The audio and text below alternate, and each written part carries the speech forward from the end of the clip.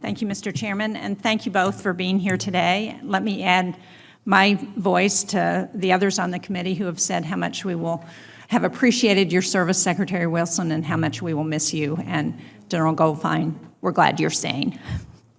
A couple of weeks ago, I had the opportunity to be at the last plane out ceremony for the KC-135 that left the 157th Air Refueling Wing at the former Pease Air Force Base. And I just want to share with you one of the things that commander of that unit, Colonel John Pogorek, said as he was saying goodbye to the plane. He pointed out that for the third year running, that the 157th has flown more sorties and more sorties per KC-135 than any other Guard unit, reserve unit, or active duty unit in the world. So as you can appreciate, and I should point out that the plane that left was the oldest plane in our inventory. And it wasn't through yet. It was built in 1957, and it was going to Arizona. So obviously, we're waiting with great angst for the new tankers to come to Pease. And I know there have been some reports in the news lately indicating that there has been another discovery of foreign debris found in the aircraft, and that there has again been a halt to delivery of the tankers. So I wonder, Secretary Wilson, if you can give us an update on where we are with this and what you expect to happen with Boeing and the production of the tankers. Senator, the production is going forward. I had the joy of being on the first KC-46 to fly into McConnell, and Senator Inhofe brought the first one into Oklahoma, I believe. We have found some debris on the line. The inspectors found some debris that shouldn't have been there, should have been wiped out of some of the compartments on the KC-46 on the manufacturing line.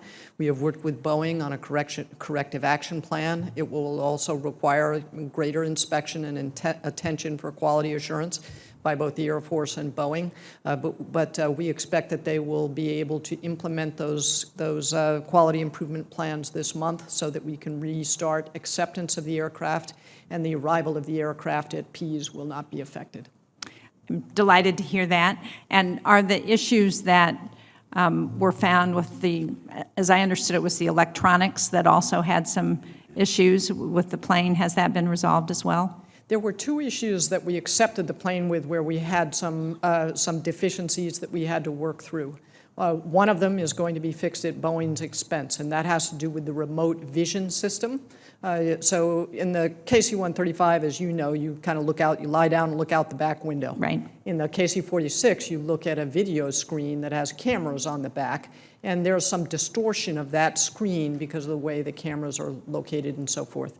We have reached agreement with Boeing on how that needs to be fixed, and that will be retrofitted into aircraft, all of the aircraft, and added in on the line going forward, and that will be done at their expense. There was one other deficiency that we identified, and that had to do with the stiffness of the boom when refueling an A-10, which is a very light aircraft, and they met the international standards. So that actually will be a change that the Air Force will pay for, and it's a change of an actuator to affect the stiffness of the boom.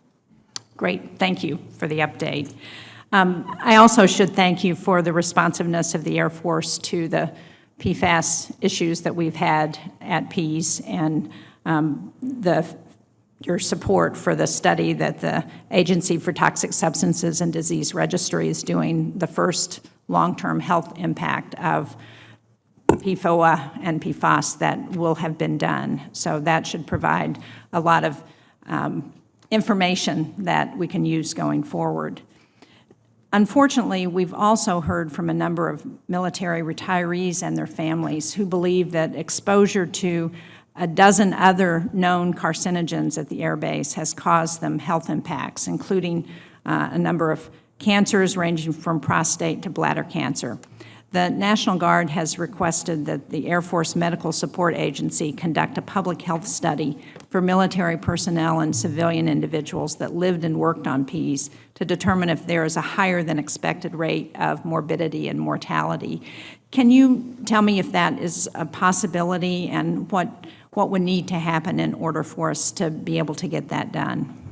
Senator, I don't, the quick answer is I don't know what would have to happen in order to do that kind of a study, but of course we have no objections to that kind of a study being done. Well, if there's anything that I can do and anything that we need in terms of the upcoming defense bill, I'm happy to work on that. Thank you very much.